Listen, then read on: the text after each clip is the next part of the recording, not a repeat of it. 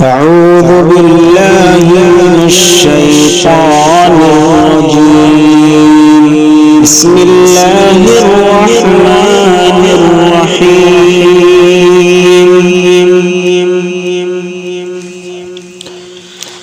ألف لام را تلك آيات الكتاب المبين.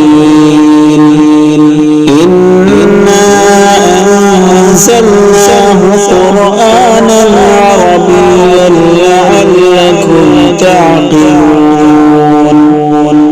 نحن نقص عليك أحسن القصص بما أوحينا إليك هذا القرآن وإن كنت من قبله لمن الغافلين. إذ قال يوسف لأبيه يا أبت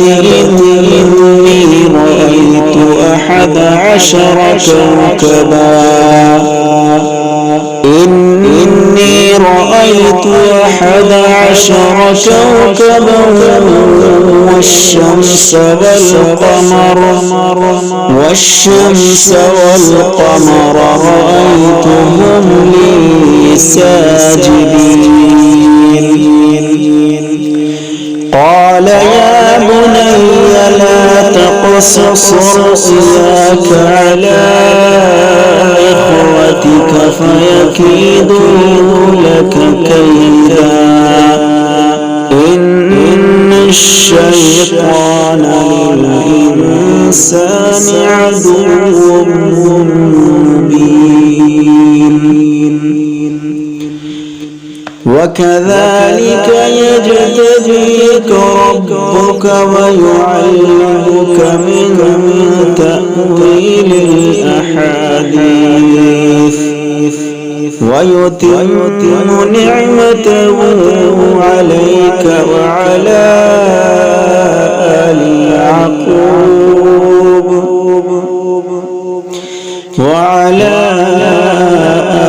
يعقوب كما أتمها على أبويك من قبل إبراهيم وإسحاق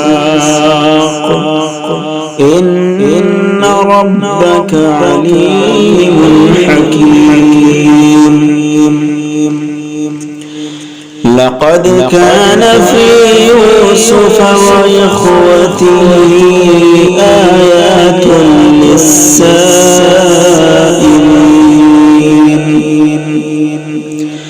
إذ قالوا ليوسف وأخوه أحب إلى أبينا منا ونحن عصبة إن أبانا لفي ضلال مبين. واقتلوا يوسف واطرحوه أرضا يخل لكم وجه أبيكم وتكونوا من بعده قوما صالحين. قال قائل منهم لا تقتلوا يوسف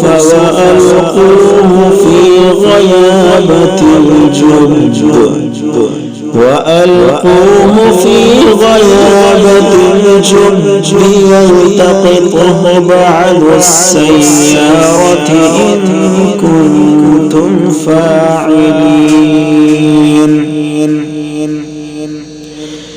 قالوا يا أبانا ما لك لا تأمنا على يوسف وإنا له لناصحون. أرسله معنا غدا يرتع ويلعب وإنا له لحافظون. قال إني ليحزنني أن تذهبوا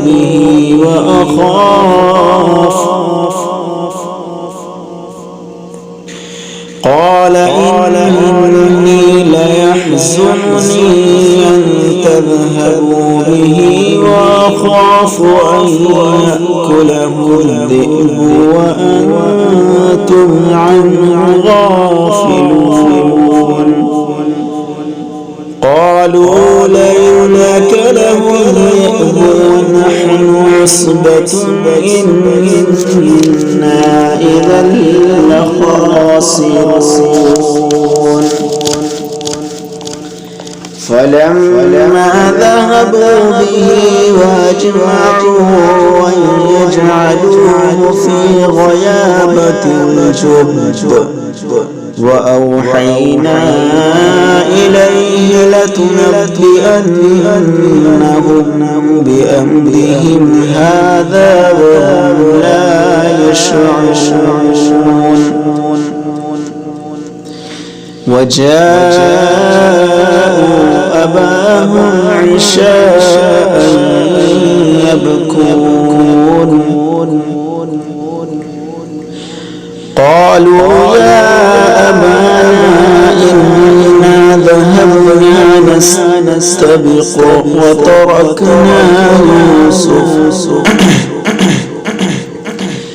قالوا يا أبانا إنا ذهبنا نستبق وتركنا يوسف عند متاعنا فأكله الذئب وما أنت بمؤمن لنا ولو كنا مسلمين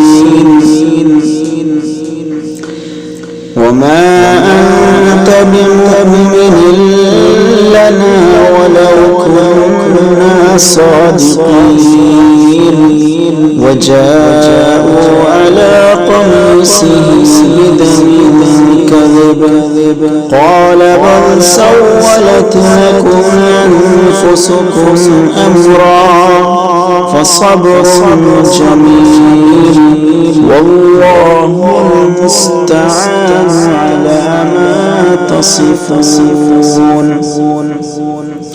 وجاءت سيارة فأرسلوا واردهم فأدلى دلوه قال يا بشرى هذا غلام وأسروه بضاعة والله عليم بما يعملون